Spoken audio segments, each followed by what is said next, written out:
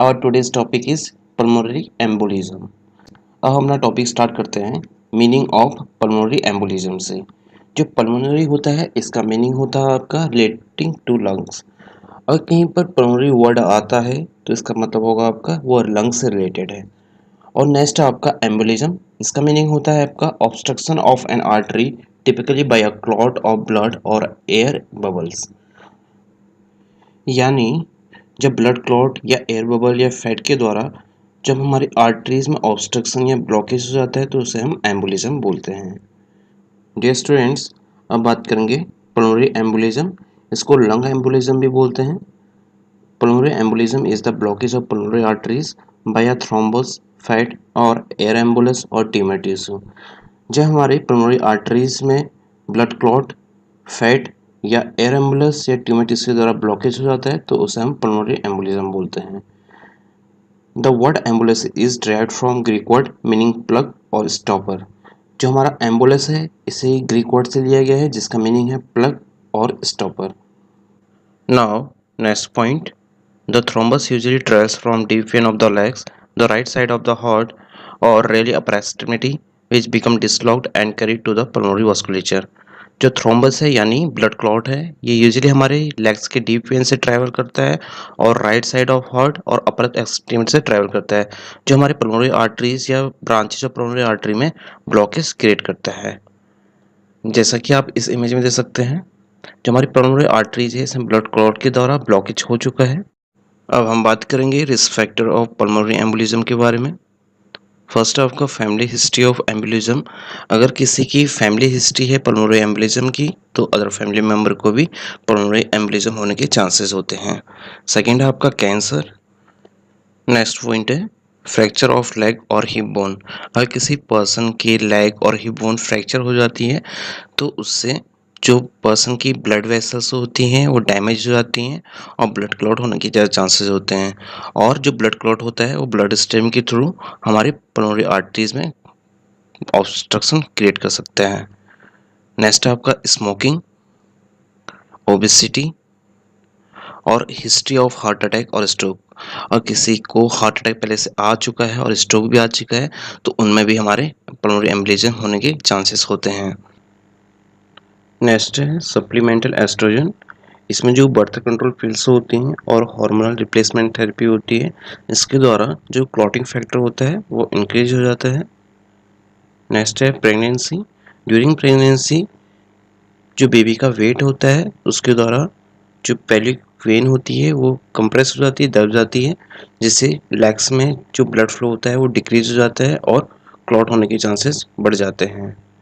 Corona virus disease या कोविड-19, corona virus के कारण भी हमारा पल्मोनरी एम्बोलिज्म होने के चांसेस होते हैं। नेक्स्ट है आपका हाइपरटेंशन। अब हम बात करेंगे एटियोलॉजी यानी कॉजेस ऑफ पल्मोनरी एम्बोलिज्म के बारे में। इसका मोस्ट कॉमन कॉज है आपका डीवीटी यानी डीप वेन थ्रोम्बोसिस।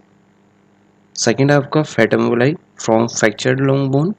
जो फैट एम्बोलाई है ये हमारे ब्लड स्ट्रीम के थ्रू हमारी पल्मोनरी आर्टरीज में ऑब्स्ट्रक्शन क्रिएट करता है। नेक्स्ट है आपका air emboli from improperly administered ivy therapy. जब कभी कोई नर्सिंग स्टाफ या नर्सिंग स्टूडेंट पेशेंट को आईवी फ्लूइड या आईवी इंजेक्शन प्रोवाइड कराते हैं तो उनको अच्छे से बबल्स निकाल लेने चाहिए ताकि वो पेशेंट के ब्लड स्ट्रीम में एंटर ना करे और ब्लॉकेज ना करे। बैक्टीरियल वेजिटेशंस मतलब an abnormal growth of bacteria के द्वारा एमनियोटिक फ्लूइड एम्बोलिज्म। जो एमनियोटिक फ्लूइड एम्बोलिज्म होता है इसमें ड्यूरिंग अनकॉमन चाइल्ड बर्थ इसमें जो मदर्स होती है उसके ब्लड में हमारा एमनियोटिक फ्लूइड एंटर हो जाता है जो सीरियस रिएक्शन क्रिएट करता है और उससे क्लॉटिंग फैक्टर भी बढ़ सकता है। नेक्स्ट है आपका ट्यूमर में ओरिजिनेट फ्रॉम प्राइमरी और मेटास्टैटिक मैलिग्नेंसीज, इंजरी और डैमेज। इसका एग्जांपल है जैसे बोन और मसल टीयर होने के बाद जब हमारी वेसल्स डैमेज हो जाती है तो उससे ब्लड वेसल्स में ब्लड क्लॉट होना स्टार्ट हो जाता है और पल्मोनरी एम्बोलिज्म कॉज कर सकता है। नेक्स्ट है आपका इनएक्टिविटी। अगर कोई पर्सन ज़्यादा एक्टिविटी नहीं कर रहा है और ओबीज भी है तो उनको भी हमारा पल्मोनरी एम्बोलिज्म होने के चांसेस होते हैं। लास्ट आपका मेडिकल कंडीशंस। हमारी कुछ ऐसे हेल्थ कंडीशंस होती हैं जो ईजिली ब्लड क्लॉट कर सकते हैं, जैसे कि आपका सर्जरी और कीमोथेरेपी फॉर कैंसर, जिससे हमारा क्या होता है, ब्लड क्लॉट हो सकता है। अब हम बात करेंगे क्लिनिकल मैनिफेस्टेशन यानी sign and symptoms of pulmonary embolism के बारे में।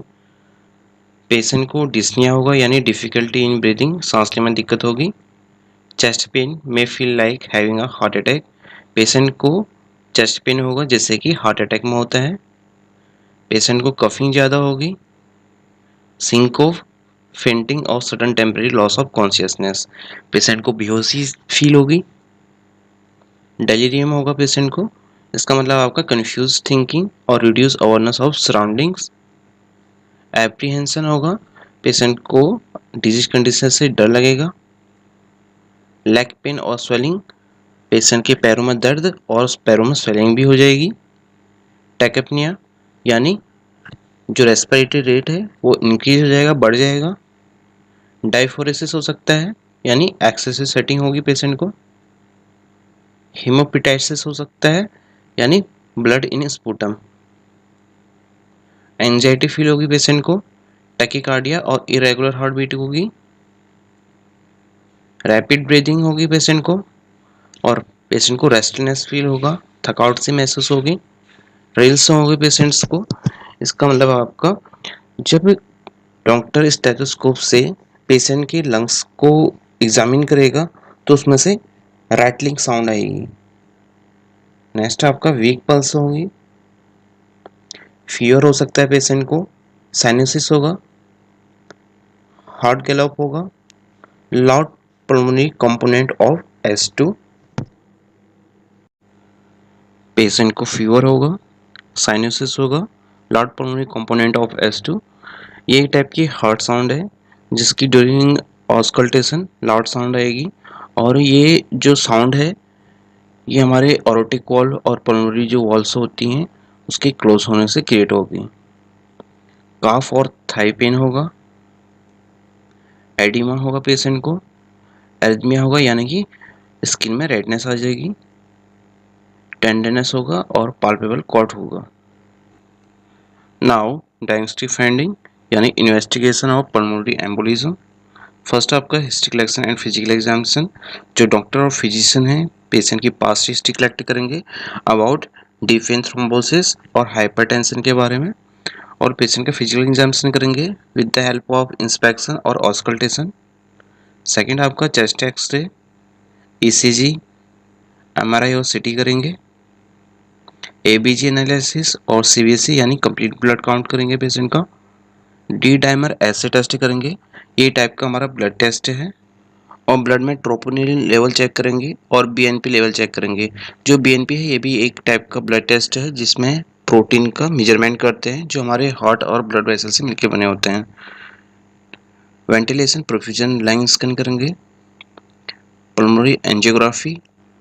नेक्स्ट है आपका डुप्लेक्स वेनस अल्ट्रासाउंड। जो डुप्लेक्स वेनस अल्ट्रासाउंड है इसमें जो वेन्स होती है उनकी इंटरनल इमेज कैप्चर की जाती है ताकि जो ब्लॉकेज और क्लॉट है उसको क्लियरली आइडेंटिफाई कर सकें। लास्ट है आपका वेनोग्राफी, इसको फेलिबोग्राफी भी बोलते हैं। ये एक टाइप का प्रोसीजर है जिसमें वेन्स का एक्सरे किया जाता है। एक्सरे करने से पहले with the help of catheter veins और बोन मैरो में एक टाइप की डाई इंजेक्ट की जाती है ताकि जो वेन्स है उनका क्लियर विजुअलाइजेशन प्रोवाइड हो जाए। अब हम बात करेंगे मेडिकल मैनेजमेंट और पल्मोनरी एम्बोलिज्म के बारे में। फर्स्ट आपका oxygen administration to relieve hypoxaemia और रेस्पिरेटरी डिस्ट्रेस। हाइपोक्सीमिया और रेस्पिरेटरी डिस्ट्रेस से पेशेंट को रिलीव देने के लिए ऑक्सीजन थेरेपी प्रोवाइड करेंगे। वेजोप्रेसर्स और inotropic agents such as dopamine and anti dysrhythmic agent provide कराएंगे। नेक्स्ट पॉइंट है ECG is monitor continuously for finding suggestive of right side heart failure. Patient की continuously ECG monitoring करनी है। Small dose of IV morphine may be given to relieve anxiety, alleviate chest discomfort, which improve ventilation. Patient को small dose IV morphine provide करानी है जिससे patient को anxiety और chest discomfort से रिलीफ मिल सके और उसकी जो वेंटिलेशन हो वो इम्प्रूव हो जाए। पेशेंट को एंटीकोगुलेंट्स प्रोवाइड करेंगे जैसे कि हेपेरिन, नॉक्साप्रिन और वार्फरिन। क्लॉट डिजोल्वर प्रोवाइड करेंगे जैसे कि streptokinase. Monitoring of PTT and INR levels, जो इसमें पार्शियल थ्रोम्बोप्लास्टिन टाइम है और इंटरनेशनल नॉर्मलाइज रेशियो है, इनके लेवल को टाइम टू टाइम मॉनिटर करना है। और पेशेंट को पल्मोनरी वेंटिलेटर प्रोवाइड करेंगे जैसे कि नाइट्रिक ऑक्साइड और सिल्डेनाफिल। अब हम बात करेंगे सर्जिकल मैनेजमेंट के बारे में। Inferior vena cava filter to prevent migration of emboli inserted through femoral और jugular vein by the way of catheter. जो हमारा इंफीरियर वेना कावा है एक लार्ज ब्लड वेसल है जो हमारे हार्ट में ब्लड लेके जाती हैं। जो डॉक्टर हैं वो हमारे इंफीरियर वेना कावा में एक फ़िल्टर इंसर्ट करेंगे जिससे कि जो एम्बोलाई है और जो ब्लड क्लॉट होंगे उसको लंग्स और हार्ट में जाने से रोका जा सके। नेक्स्ट है आपका पल्मोनरी एम्बोलेक्टमी। इसमें क्या करेंगे, रिमूवल ऑफ पल्मोनरी एम्बोलिक ऑब्स्ट्रक्शन। जो हमारा ब्लॉकेज होगा या ऑब्स्ट्रक्शन होगा उसको सर्जरी के थ्रू रिमूव करेंगे। अब हम बात करेंगे कॉम्प्लिकेशंस के बारे में। फर्स्ट आपका पल्मोनरी इन्फाक्शन हो जाएगा। इसमें जो लंग्स के सेल्स होगी उनकी ड्यू टू ऑब्स्ट्रक्शन के कारण डेथ होनी स्टार्ट हो जाएगी। नेक्स्ट आपका पल्मोनरी हाइपरटेंशन होगा, रेस्पिरेटरी फेलियर, एट्रियल और वेंट्रिकुलर एरिथमियाज, कोर और सीवियर हाइपोक्सीमिया। ये आपके कुछ कॉम्प्लिकेशंस हैं। Thank you students for watching this video. Please don't forget to subscribe and press the bell icon.